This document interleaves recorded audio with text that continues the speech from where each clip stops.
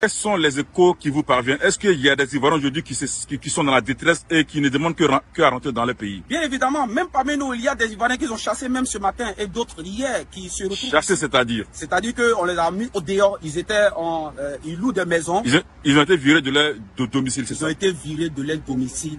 Ils ont été virés de leur domicile et même de leur lieu de travail. Ils n'ont pas de lieu où dormir présentement pendant que nous sommes en train de parler. Ils ne savent pas où mettre la tête. Et c'est ce qui même nous alerte ici pour nous retrouver au niveau de l'ambassade. Je suis Alno, votre frère de combat Kémite, votre frère de la cause panafricaine. Si vous êtes nouveau sur la chaîne, veuillez vous abonner tout en activant la cloche de notification pour ne plus jamais rater nos vidéos. Veuillez aussi liker la vidéo pour que les robots YouTube nous encouragent à travailler.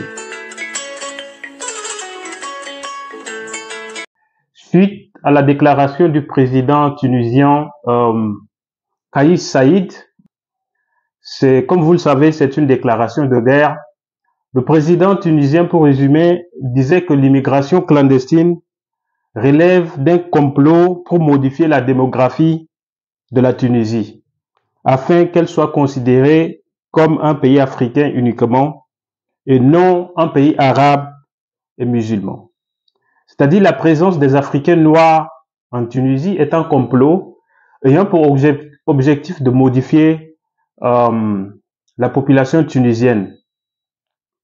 Nous avons reçu des éléments où les citoyens ont commencé à mettre dehors les locataires noirs. C'est-à-dire, tu peux être un Malien, un Ivoirien, un Burkinabé qui a loué une maison là-bas, mais on te fout à la porte.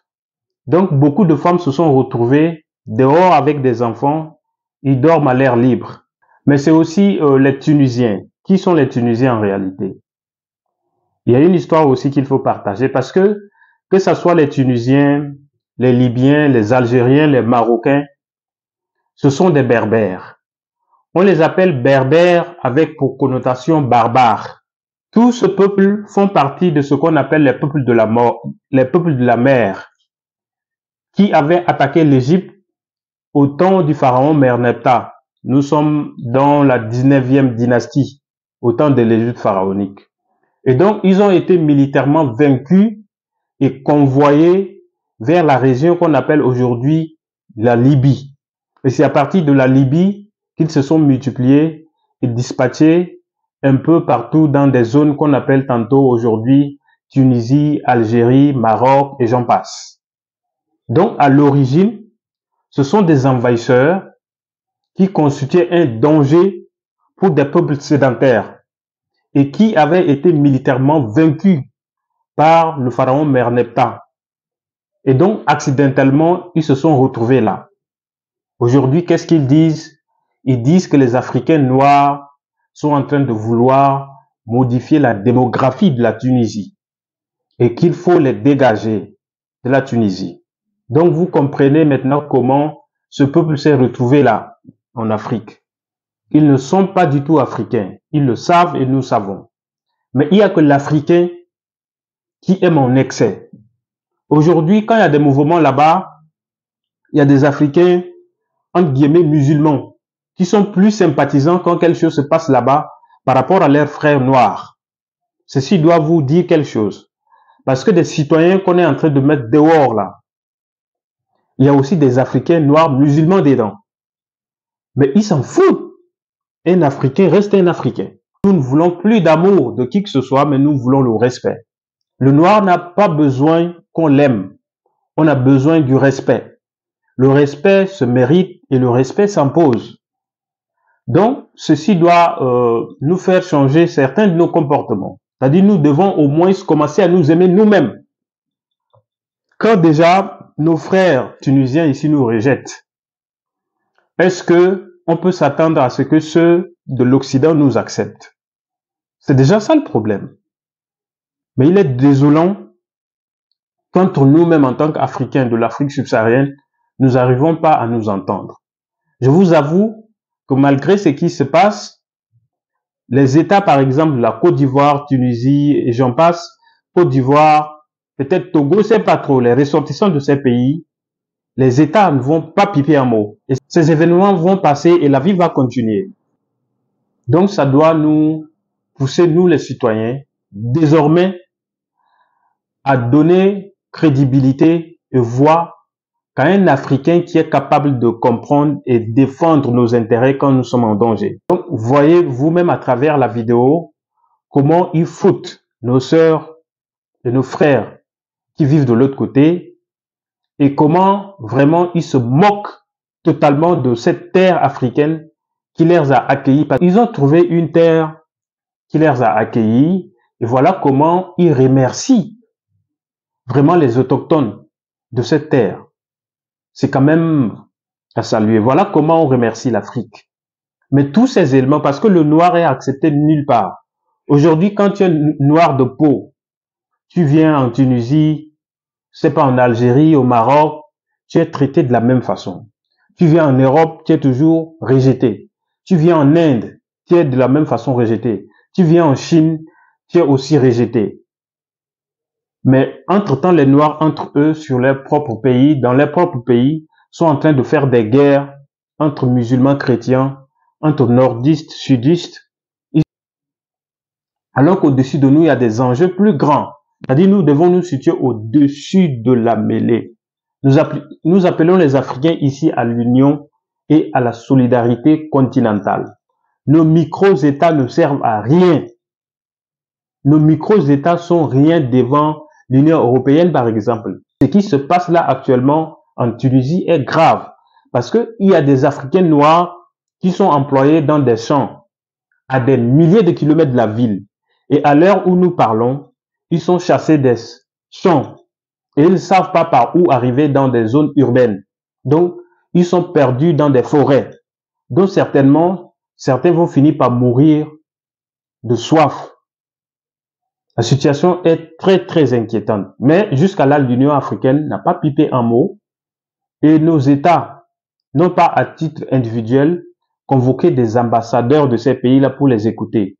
Ou alors, des corps diplomatiques doivent effectuer des voyages en Tunisie pour tirer au clair la situation des ressortissants noirs qui sont dans ces pays.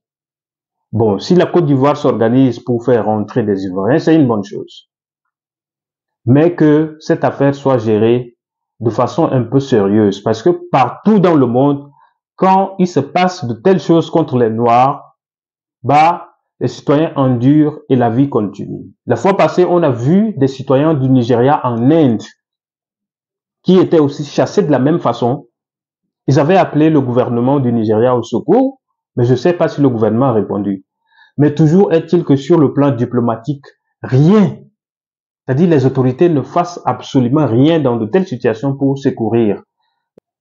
Donc, nous devons prendre au sérieux notre façon d'exister en tant que Noirs et voir nos manières. Parce que si la Tunisie, par exemple, se permet de faire tout ça, vous devez maintenant comprendre que ce n'est pas une affaire de musulmans. Parce que là, ils ne distinguent ni Africains noirs musulmans, ni Africains noirs chrétiens. Mais ils voient juste un noir. Mais entre vous, ici en Afrique subsaharienne, vous faites la guerre parce que l'un est musulman, l'autre est chrétien. Vous faites aussi la guerre parce que, bon, peut-être celui-ci est du nord, je suis du sud, je m'en fous. Mais là, la Tunisie s'en fout. Hein. Vous êtes d'un pays de l'Afrique anglophone ou francophone, le dénominateur commun, c'est la peau noire. Et c'est autour de cette peau noire que nous devons être solidaires et donner la voix qu'il faut pour redresser l'Afrique, pour au moins arracher notre liberté et faire la renaissance africaine. La vidéo, elle est vraiment... ça fait mal. Ça fait mal quand tu suis la vidéo, mais je vous invite à toujours découvrir ce que disent nos frères ivoiriens qui sont en ce moment en détresse, mais une détresse totale, parce que quand une mère est obligée de dormir dans la rue avec sa petite fille, et nous recevons aussi des nouvelles, des cas de viol sur des femmes africaines, toujours en Tunisie. Donc, non seulement ils mettent les gens dehors, mais ils en profitent aussi pour violer des femmes. Mais dans ça, la vie va avancer comme toujours. Je ne sais pas c'est pourquoi on a élu nos présidents, mais au moins de dire des mots face à de telles situations. Mais ils ne vont rien piper comme mots. Et la vie va continuer. et après on va toujours les voter. Selon vous, la Tunisie n'est plus un pays sûr? On peut le dire parce que de manière diplomatique, on ne peut pas, parce que vu le discours du président, nous pensons en tant que subsahariens que nous sommes en danger. Nous sommes en danger, pourquoi? Parce que déjà il y a des marches.